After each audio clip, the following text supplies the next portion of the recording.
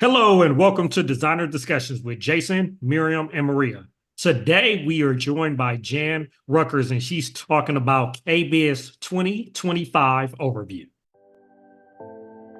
Welcome to the Designer Discussions podcast with Jason, Miriam, and Maria, where we talk about marketing, PR, and business advice for design professionals. Now, thanks, Jason. And, I'm really excited to be here. I think this is our third year doing this, which is really exciting. And so every year, as a kitchen designer and educator, I definitely am going to the show and. As going to the show, it can be really, really busy. And, usually those first few days of the show is all about, taking meetings and networking and doing it. But Thursday is kind of my day. That's my day where a lot of people have left. The show floor isn't as busy. And that is my time to just walk the show by myself and really have a look to see what is trending and what's happening in the business. So I've put together, I would say, 6 main trends, but I'm going to preface that with the statement that I'm mostly seeing just a continuation of the trends from the last 3 years. When we did this podcast right after the Orlando show, I think that was in 2022. We hadn't had a KBIS show for a few years and really saw, some strong trends emerging. And so what I definitely found with 2025 is it's a continuation of those trends. So I'm gonna walk through them with you, and then just kind of give you kind of some insights of where I might see that they're starting to evolve a little bit more. But I didn't want to come out and say, wow, there was some big trend we're seeing everywhere. There wasn't. And, and I think that, that does make sense in our industry. So, pop in at any time, either one of you, if you have any comments. But I'm going to start off with the first big trend, again, which is a big continuation from the last 3 years, is curves, or what I call soft geometry. That definitely the shapes that we're seeing in kitchen and bath are going from those hard, angular, rectangular shapes that we saw in the last 10 years, these big, rectangular islands and very modern geometric lines, to much softer and, using the phrase, kind of soft geometry. They're definitely geometric, but much softer. So what I mean by that is, let's talk about islands. I don't think I took a picture of a single rectangular island.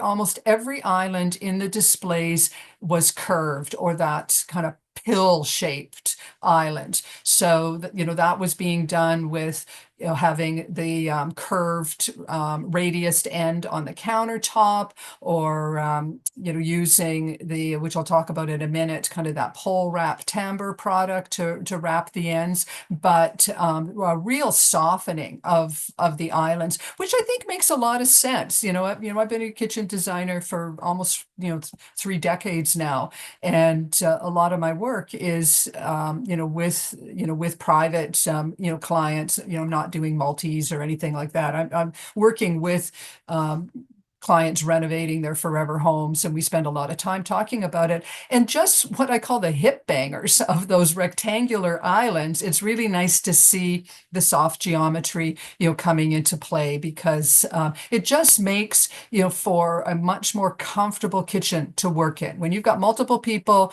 moving around in a kitchen, a softer, rounder island or counter ends is a real positive. So other things that we're seeing with the curves were the cooking hearths. And, Dylan, I've got to laugh, maybe because I've been doing this for so long. I'm seeing things that, I was designing and seeing in the beginning of my career starting to make a comeback. And as with anything, be it fashion or interior design, it comes back, but with a bit of a twist. So something that I was seeing a lot at the show were these arched cooking hearths. So these are kind of enclosed niches or alcoves for the cooking area, like the range area, in a nice big arch over top of it. Typically drywalled or tiled or some type of treatment around it, but it was really making a focal point of that cooking hearth area. Other places, other things I was seeing is like curved niches. So, maybe a framed in and drywall niche above the refrigerator, but instead of being a square niche, it would have a curve at the top. Tons of the display background. So say somebody, someone was doing a display, or supplier or manufacturer would be doing a display of sinks. I would see the sinks in a countertop with a large curved arch area above it, tiled, just to kind of make it a focal point. What else did I see with, this was interesting. So again, kind of looking at kind of those throwback, in the day, we were doing a ton of open shelving units with arched valances on top. Those kind of went away, probably around 2010, to 2020. Everything got squared off. I have multiple pictures of cabinets with arch tops and little details, kind of maybe it's kind of adding that detail in. And I even saw a display where they had two open shelving units, kind of bookending, I can't remember if it was a refrigerator or what it was. And they had what I call eyebrow arches. So they had a half arch on each side. So again, this was stuff that we were doing in cabinet and kitchen design, kind of in the late 90s, early 2000s. So seeing it coming back was really interesting. And then there was even one display which was really cool, is that they had three open shelving units with kind of two on the end with your traditional arch valance at the top. And then they had a reverse arch valance at the bottom of the center one. And it just kind of enclosed the product so you could set things on it and they wouldn't fall off the shelf, but playing with geometry, which was really cool. Another throwback. Some people listening may remember this from the 80s, but the 80s, a lot of cabinet end runs, especially wall cabinet end runs, either side of a window would have these things, we called them knick-knack shelves in the end. And they were kind of these angled off or curved shelves. I almost fell over. I walked into a display, one of the countertop people, and there were a full set of floor to ceiling curved, what I call knick-knack shelves. And, but again, it has more of a modern spin. They're definitely curved, all done out of white oak, with nice spacing on them. But it looked fresh and new, even though it was something that we did see 30 years ago. And, I guess the last thing on the curves and the soft geometry was plumbing fixtures. Again, maybe 5-10 years ago, we were seeing a real trend for, all of the sinks and tubs and everything to be very square and angular. Everything was oval and curved and soft. So that's kind of my first take is on the curves and the soft geometry. And, I definitely see that continuing because, even things for being able to clean out a round sink over a square sink, how a, oval shaped tub feels in a room compared to a squared off one. It's just softening, I think, more relaxing.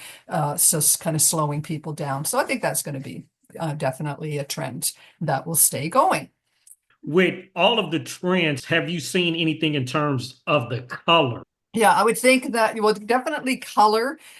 We saw that starting to come in at 22, getting stronger in 23, getting stronger in 24, very strong in 25. So the color is something we are seeing on everything. Appliances. Every manufacturer that I saw was promoting colored appliances, which I love it. I think it's great for doing a focal point. It's going to be interesting to see how it plays out. Just for replacement, of products. because some of them, were pretty out there, some of the colors. And if I were to peg a color trend that I saw that may expand is what I would call retro colors. And the colors that started popping up, on my camera feed, because I took, over 650 pictures. And then when I sit and I scroll through them, that's when I start to see the trends. And it was those 70s colors. They're quite muted, of kind of terracottas and browns and oranges and yellows and greens. It wasn't the avocado green of the 70s. It was a little bit of an updated green, but it definitely had those muted tones. And there was also patterning that came in, specifically with tile is where I saw it quite a bit, is just kind of 70s motifs along with the colors. And it was interesting. Now, I was fortunate enough to go to Eurocucina in Milan in 2018. That's quite a few years ago now, but the number one color accent at that show was terracotta. And I was seeing that, quite a bit from cabinet door colors, sinks in those colors, even some appliances that were veering into those tones. So, those colors were strong. The whites definitely were warming up. So you can see kind of with these saturated, muted tones, a bright, cool white was not going to work. So mostly warm whites, more creams, and just softening of the white palette to be able to work with these different colors. And the wallpaper, it was unbelievable how much wallpaper I was seeing. There was even one display, I think it was monograms, which, they do a pretty big splash every year now. They have since 2022. And they had done a room, fully wallpapered room, and kind of a vinyl wallpaper. And they'd even covered the dishwasher panel in the wallpaper to integrate it into the space. So, I think, if you're looking at, color was everywhere. We're definitely going away from the all white or all gray kitchen into, do what you love and, put those accent colors in. And most of the cabinet manufacturers, when I look at the cabinet manufacturers' color palettes, they were sticking with a lot of greens. We had seen blues as that were strong, which we're still seeing the blues, but a lot more greens that were for the doors. And even I think Benjamin Moore was there with their colors palette of the year. A lot of greens. Coming on. So that's what I saw for color. And what else? Oh, so another trend that we started seeing emerging a few years ago was the fluting. It's also, people call it pole wrap. Again, when I look back to the 90s, we used this product to do the timbre appliance garages. And now we're seeing this product, being reinvented. And that's really what it is. I remember last year talking to one of the manufacturers of that product. And I said, isn't this just the old timbre stuff? And they went, yeah, you're right. But they're just making it larger format. And they're doing, they're doing the curves, going into that curving trend. But they're also doing beveled and some different profiles. But that fluting trend is really going strong. I was seeing it on cabinet doors. I was seeing it on hoods as accents. I was seeing it on back of islands. I was even seeing full walls, being done with the fluting. Because of the ability to bend it, it also was seen wrapping the ends of these curved islands. That's a great way to be able to get that curved base on an island using this fluting pole wrap material. And then we also started to see the fluting going, not just being produced in wood, but morphing into other materials. So you had fluted natural stones like granites and marbles, fluted quartz products. One of the manufacturers was offering a full sheets of quartz in fluted material for vertical applications, like in a shower or on a full wall or a backsplash.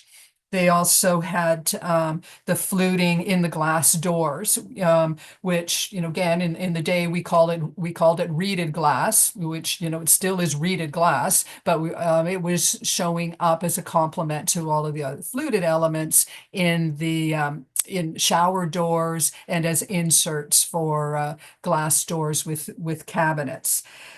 So I guess what I did see, though, is you always you do see evolutions of these trends. So fluting, strong, strong, strong, seeing it everywhere. But its evolution was what I would call slat material. So wider strips of wood that were used similarly to the fluting. It doesn't have as much curvability, but these wider slats were being used as accents on hoods. So, talk a minute about hoods of what I saw there, but, just being able to give dimension to the hood, seeing them on the back side of islands, underneath the island, the dining bar, definitely wall treatments, like full walls, but probably where I saw it used the most effectively was as wall dividers. So these bigger, wider slats of wood, floor to ceiling, to just give a little bit of privacy, to an area. I saw one around a tub area. Definitely saw it kind of in kitchens, maybe defining the eating area. So that'll be something to watch for, to see how the flexible fluting will start to show up more, almost more chunky, a little bit more masculine. So you kind of have I find the fluting is a little bit more feminine, a little bit, softer, and this slat wall is a bit more geometric, a little bit more masculine, but, a nice element to be able to introduce into your spaces. So, from that, I'm going to just pop over to hoods, just mention a little bit about the decorative hood, because there are tons of options. And, I saw multiple displays that were showing the hoods. We've seen that for quite a while, but there's kind of more and more. And I think probably one of the reasons that this is becoming a big trend is that it is a way for the cabinet showroom, the kitchen and bath cabinet showroom that doesn't sell appliances, to be able to get in on that trend. Yes, there were metal hoods in the appliance manufacturers' booths, but there were a ton of wood hoods in the kitchen cabinet displays, and there were actual separate displays of just the wood hoods. And I'm seeing now that the wood hood manufacturers are catching on. And there was one display that was excellent, where they actually had developed a process for hanging these things, because if you're a kitchen designer and you're out there and you're wanting to do a decorative hood, well, it's gotta be accessible, to the electrician and the venting person to be able to hook them up. So it was really, really nice to see that the popularity of the wood hood in kitchen design is finally getting into the functionality of how to easily integrate it into the design and allow all the trades to come in and do their work. So, having seen that now, I can see that we'll probably even see more, wood hoods coming onto the market. Fascinated listening to this, and I'm wondering where the pictures are. Yeah, exactly. You know what? I think what I will have to do, Miriam, as I said, I haven't been blogging for the last few months, just because I've been working on another project. But yeah, I think I'll definitely put together a presentation. That. Yes. I will do that. Yes. I will absolutely. For people like me who are visually challenged, that'd be super helpful. Yes. Okay, it's on my to-do list. Okay, so just moving on. what this was something that we have been seeing for a trend for a while, but it's getting bigger and bigger, is freestanding vanities. I've got to say the manufacturers of the freestanding vanities are really the ones that are pushing the envelope. They were the ones that were showing really interesting, cool door styles. And it'll make sense that if it's just going to be a vanity, people might, might be more apt to, kind of push the limits and not just do a basic white shaker door. So like beautiful, different finishes, tons of soft geometry there. These freestanding vanity manufacturers were curving the ends of them. They were integrating, curved drawers, different finishes, colors, and the functionality of these vanities that every vanity manufacturer that I visited and looked at, I'd open the doors, open the drawers, they were loaded up with interior functionality and accessories. So, there'd be a curved end on a vanity and you would open it up and it was a drawer. It was a curved drawer that was functional. There were drawers underneath the sinks with the kind of the U-shaped cutout. Tons of interior dividers and accessories. So really these freestanding vanities, which are like beautiful furniture pieces, were tremendously functional. And, even one, like we have been seeing a lot of suspended vanities in bathrooms in recent years. And, I think, that's great to expand the space and, make, it's actually great for universal design as well, because, you've got that wider, higher kick area. But, sometimes the designer specifies a suspended vanity, maybe in a renovation, and there's no blocking in the back end to actually support it. So I started seeing and noticing that a lot of the vanity manufacturers were showing suspended vanities off the floor, but they were giving leg options so that you could get some type of support. And they'd be metal, they'd be wood, and I thought that was a great innovation. But definitely want to watch these freestanding vanities. Absolutely beautiful. Everything from kind of rustic looking ones, transitional, traditional, to one booth I was in, it was all about glam. They had sparkly vanity doors and high gloss finishes. So definitely something out there for everyone when it comes to the freestanding vanities. So that kind of brings me up to kind of cabinet doors, like actual kitchen cabinet doors. I'm starting to see some more options beyond shaker. For years we would go and all we would see was shaker doors, and it was kind of pretty boring. So, and maybe, maybe it's the influence of these vanity manufacturers that are really pushing the envelope. But this was the first year in a few years that I started to see, even with the cabinet manufacturers, they started to push the envelope a little bit on cabinet door offerings. So the center panel on a 5-piece door, you could get it in different finishes, from leathers to metals to the fluting, inside of that. There, I even started to see some like metal insert accents around the doors, and I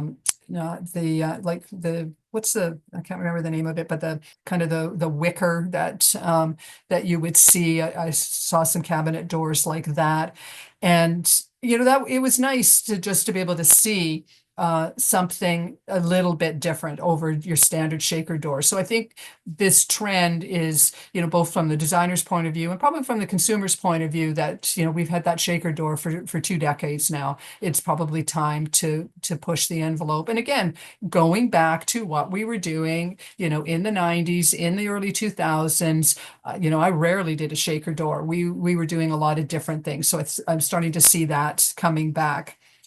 The one door now, it's been popular, in my area up in the Pacific Northwest here for probably the last 15 years, but it's really catching on, across the continent. is the slim shaker door. You know, everybody was offering that, but I was starting to see that manufacturers were taking that slim shaker door, which is a shaker door, but it typically only has about a 3/4 to 1 inch stile and rail all the way around it. And they were doing things like inserting that fluting as the interior panel. They were offering more wood species. And one I saw now, I would say that the slim shaker profile was probably maybe more like 1.25 inches, and they had done a wide, probably 3/4 inch bevel onto the inside, or what's called the sticking on the inside. And, I just thought, okay, that's cool. That just kind of, takes that slim shaker trend just to the little bit to the next level. So it was, it was nice to see, because I've got to admit, in the last few years, I was finding the cabinet door manufacturers' offerings pretty boring, and we're starting to see that change. So I think we're just about ready to wrap up. I'm just flipping through my notes here. So, we've covered, the curves and soft geometry, the fluting trend, vanities, really kind of setting a lot of trends. Cabinet doors starting to get a little bit more interesting, the decorative hoods expanding, and I think, being able to install them easier is going to push that forward. And of course, color, you probably, we can't emphasize that enough. And last year, I remember talking to a few designers about this big trend of bringing joy to your clients' homes, through the use of different things, and definitely through color. People are finally, at a point where they don't have to be lemmings and follow everybody and, put in an all white shaker kitchen. That, they've got all of these options now, from the appliances to the backsplash to wallpaper to cabinet door finishes, decorative hardware, everything coming in color. And probably the last one, and I'm hoping this is going to be a trend that we'll see a little bit more, is I did start to see aspects of aging in place throughout the show floor. There was an accessory supplier there that I found had some really cool grab bars that didn't look like grab bars. And actually, I think one of the winners of the KBIS product of the year was decorative grab bars for showers, that you could tile the front edge of them so that they would blend in more, that they weren't this big stainless steel monstrosity in the middle of your shower. And one of the appliance manufacturers did a full ADA kind of suite, like, we're doing a lot of infill homes and ADU units, and they did it all on universal design, or aging in place design. It was really cool, nice bright colors, and they had designed a really cool desk area that had that was built into a niche that had different slots that you could pull the countertop out and then slot it back in at different heights. So, they were doing some cool stuff. They'd raised the dishwasher. Again, kind of in the late 90s, I did a ton of raised dishwashers in my designs. I think I saw 2 or 3 examples of raised dishwashers. So, I think that's really positive, that, we all want to stay in our homes longer, and if designers can start sneaking in these aging in place features into their designs, it'll be a great trend.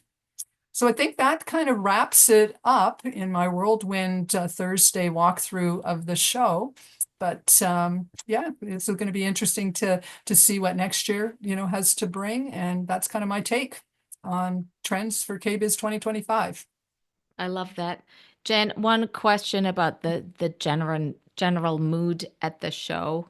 I'm just curious, because we're getting some conflicting information of what people think the outlook is for the industry. What did you think the vibe was like? Yeah. Okay. So definitely Miriam and Jason know I'm a Canadian. So there there is, there's definitely, things that we're feeling, here too.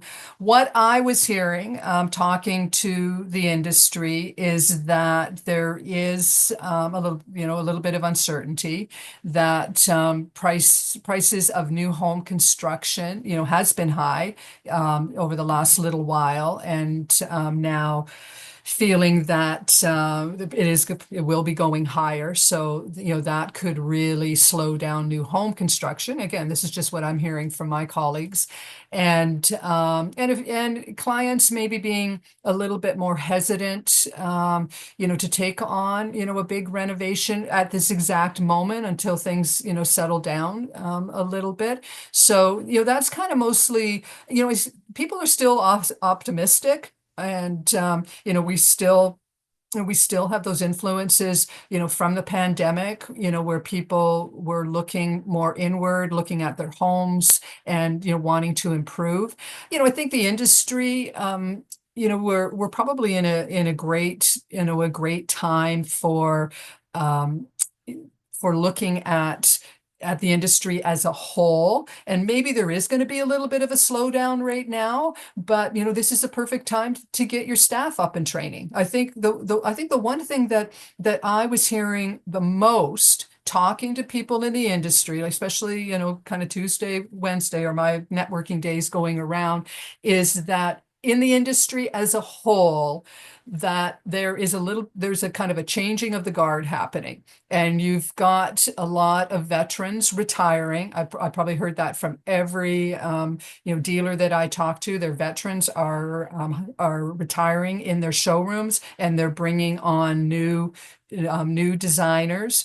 And we've talked about this in this podcast quite a bit in the past. The chaos of choice can kind of be a bit overwhelming for them. So most of the conversations I was having on the show floor was, how are we going to train that next generation, of kitchen and bath designers? And you know what, if we're getting a bit of a slowdown right now, this is the time to probably jump in and do that and get ready. Things always change. We cannot predict the future, but most people are still going to want a house. They're going to want to live somewhere. And, myself, I just, in the last couple of years, I renovated 2 bathrooms and my kitchen. And I know it changes your life, for the better. So I think that's going to be positive. So what have you been hearing, Miriam?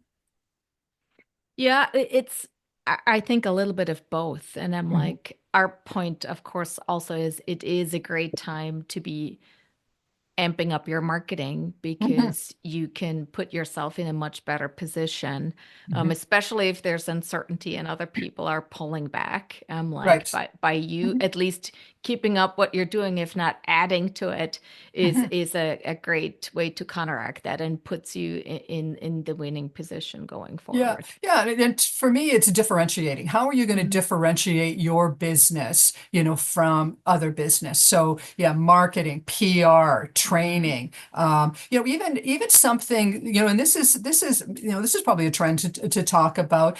It used to be that, with a kitchen showroom, that a lot of manufacturers would just a lot of showrooms would just have a few lines, and they would kind of have their niche. They're going to be, you got a mid-end or high-end.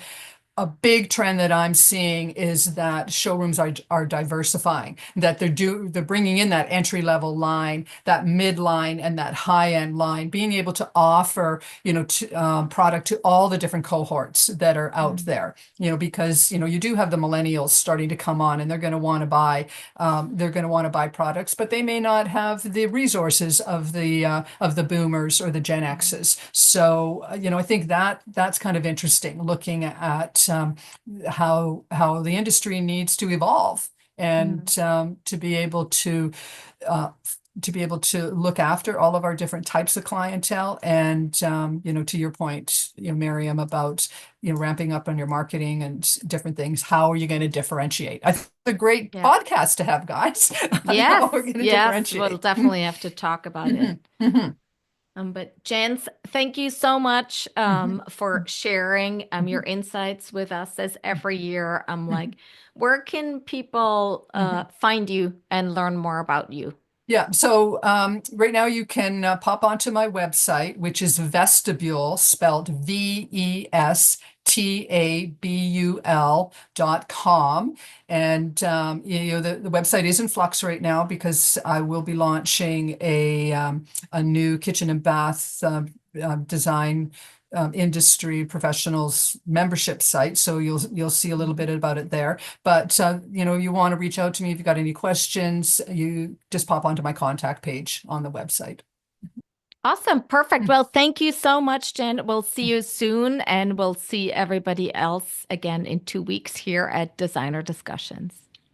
See ya. Did you know that your client learns 80% of what they will know about you before they ever contact you? Now imagine when your potential client searches for the perfect kitchen remodel. Will they find you or your competition? We can help you make sure it's you. Our Designer Discussions Academy membership with your favorite podcast hosts provide weekly steps to simplify your marketing and boost your business. Sign up at designerdiscussions.com or follow the link in the show notes. We hope you've enjoyed this episode of Designer Discussions and all of the helpful information. Subscribe to our podcast, leave us a review, and share it with your friends. We look forward to having you back next week. For more information on the podcast and the marketing studio, visit designerdiscussions.com and follow us on social media.